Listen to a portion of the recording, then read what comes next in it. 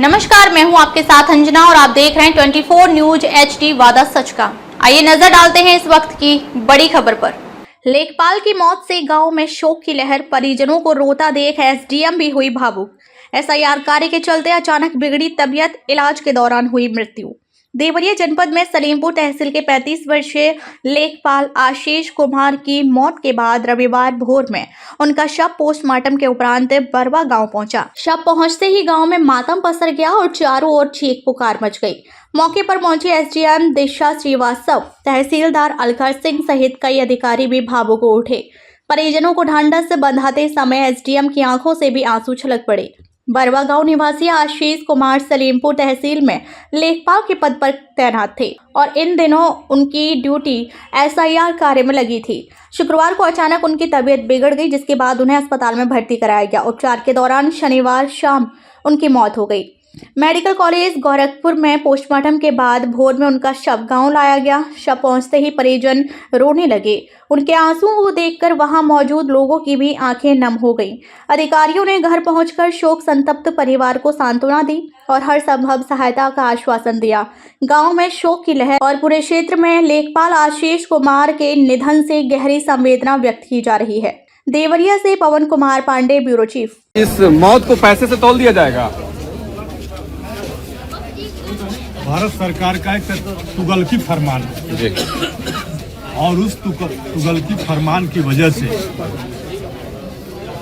ये एक तरफ से हत्या है, इसे आप हत्या कह सकते हैं। इस पर तो कल हम लोग सदन में जा रहे हैं, सदन को नहीं चलने दिया जाएगा इस सवाल पर। इतना दबाव और इतनी जल्दी गरीबों का वोट काटा जाए,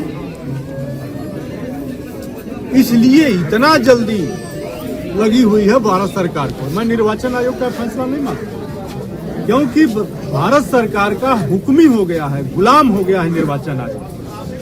बिना तैयारी के फार्म छपा नहीं, BLO जल्दी ऑनलाइन करो।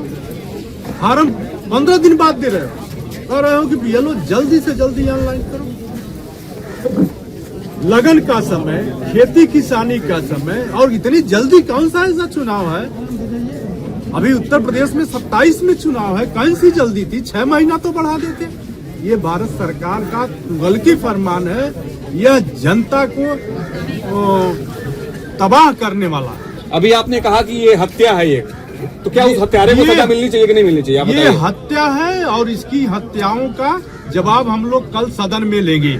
जी, समाजवादी पार्टी की तरफ से 2 लाख रुपया, यहीं पर नहीं, अभी नारायणपुर में, रुद्रपुर में घटना हुई। जितने भी हमारे BLO या निर्वाचन में लगे कर्मचारी हैं, समाजवादी पार्टी की तरफ से 2 लाख रुपया उनको परिवार को मुहैया कराया जाए। और हम मांग करते हैं कि चूंकि सरकार के तुगलकी फरमान की वजह से ये हत्याएं हो रही हैं, आप एक्सीडेंट होता है, नौकरी देते हो, 10 लाख रुपया देते हो कुछ लोगों को, और ये तो हमारे कर्मचारी हैं।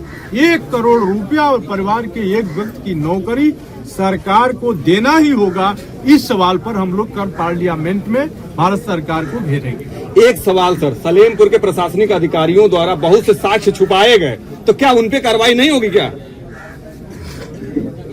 उसके सबूत लेखपालों ने दिया है, मैसेज डिलीट किए गए हैं, सारे चीजों को बदला गया है, तो उस पर कोई कार्रवाई नहीं होगी? क्या बताइए। बताया गया है कि बीमारी से हुआ है, ऐसा क्या है?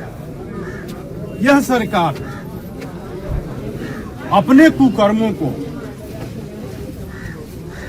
राष्ट्रवाद और धर्म में छिपती है, कुकर्म करती है और राष्ट्रवाद और धर्म के आड़ में छिप जाती है। उसी तरह से यह सरकार जितनी भी SIR से मौतें हो रही हैं, उसको छिपाने के लिए तरह तरह के बहाने खोज रही है। किसी की मौत पर कह रही है कि उसको जाड़ा लग गया, किसी को कह रही है कि इसको पहले से बीमारी थी। अरे तुम्हारी जिम्मेवारी क्या थी? अगर किसी BLO की पहले से बीमारी थी तो उसको तुम काम पर क्यों लगाए? इतने महत्वपूर्ण काम पर अगर कोई लेखपाल, कोई कर्मचारी, कोई BLO जिसको आज मरने की बात कह रहे हो कि वह बीमार था तो तुमने कर्मचारी लगाया क्यों? यह केवल साक्ष्य छिपाने के जिला प्रशासन के और तहसील प्रशासन का यह काम है, लेकिन ये भूल गए हैं कि यही आफत इनके ऊपर भी आ सकती है। उन पर भी दबाव है, उन पर भी दबाव है। इनमें क्या कार्रवाई है? इसलिए इन लोगों पर कार्रवाई, जहां बेदर्द हाकिम है वहां फरियाद क्या करना।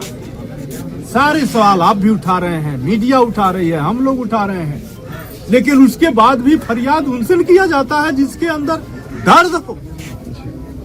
ये बेदर्दी सरकार है, इसके अंदर कोई दर्द नहीं है, कोई पीड़ा नहीं है।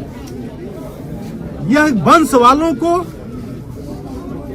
परिभाषित नहीं करती है, वंश वालों के लिए इनके अंदर पीड़ा नहीं है। ये लोग जनता को तबाह करके, भयभीत करके अपनी पॉलिसी थोप रहे हैं, लागू नहीं कर रहे हैं। जनता नहीं चाहती है।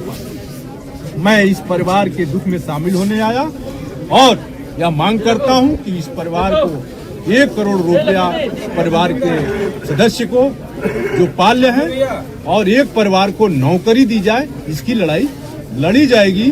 समाजवादी पार्टी की तरफ से 2 लाख रुपया का इंतजाम किया जाए। खबरों में अब तक के लिए बस इतना ही। फिर होगी आपसे मुलाकात एक ऐसे ही बड़ी खबर के साथ। तब तक के लिए नमस्कार और देखते रहिए 24 न्यूज HD वादा सच का। अगर आपको वीडियो पसंद आया हो तो लाइक करें व चैनल को सब्सक्राइब करें। ऐसे ही लेटेस्ट अपडेट पाने के लिए बेल आइकन प्रेस करना ना भूलें। अगर आप हमारी खबर को फेसबुक के माध्यम से देख रहे हैं तो हमारे पेज को फॉलो जरूर करें। धन्यवाद।